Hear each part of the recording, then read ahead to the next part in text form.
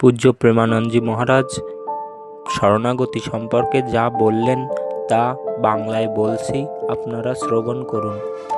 যারা শরণাগতি লাভ করতে চায় তাদেরকে ঠাকুরের কাছে একটা প্রার্থনা করতে হবে প্রতিদিন কয়েকবার, যে হে প্রভু, হে শরণাগত প্রতিপাল শ্রী প্রিয়াজু, আমার মধ্যে সামর্থ্য নেই যে আমি আপনার অনুকূল আচরণ করতে পারি।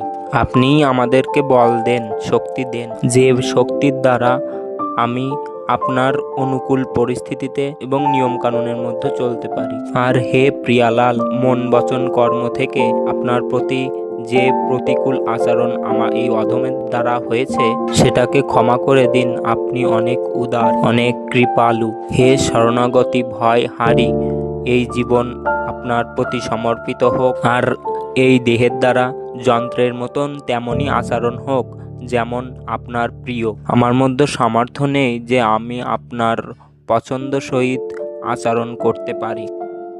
আমার মধ্যে বল নেই যে আমি আপনার ইচ্ছা অনুযায়ী ও শাস্ত্র আজ্ঞা অনুযায়ী আচরণ করতে পারব।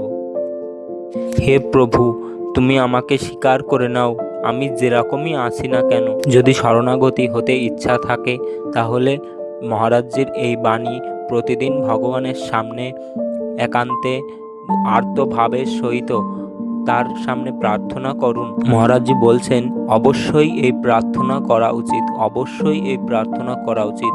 মহারাজজি বলছেন যদি তুমি এই প্রার্থনা করো তুমি অবশ্যই শরণাগতি প্রাপ্ত করতে পারবে। ধীরে ধীরে আপনার মধ্যে অহম ভাব শিথিল হয়ে প্রভুর চরণে সমর্পিত হয়ে যাবে এবং বুদ্ধি ডগমগাতে থাকবে। ভগবান অনেক দয়ালু, কৃপালু। সে শুধু চায় যে আমরা তার কাছে প্রার্থনা করি। দয়া তো তার সবার উপরেই আছে, কিন্তু যদি তুমি ভগবানের বিশেষ দয়াপাত্র বা হতে চাও তাহলে তোমাকে প্রার্থনা করতে হবে ভগবানের কাছে। আপনাকে সেই বিশেষ কার্যটুকু করা লাগবে।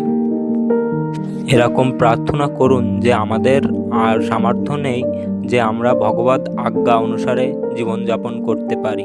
আমরা করতে তো চাই ভগবত আজ্ঞা অনুযায়ী জীবনযাপন, কিন্তু এই কামনা বাসনা আমাদেরকে মায়ার দিকে ঠেলে ফেলে দেয়।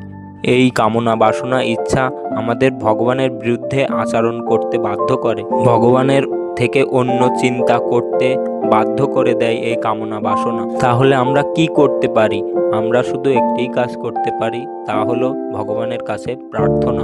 ভগবানের নাম জপ করো এবং তার থেকে আধ্যাত্মিক শক্তি অর্জন করো।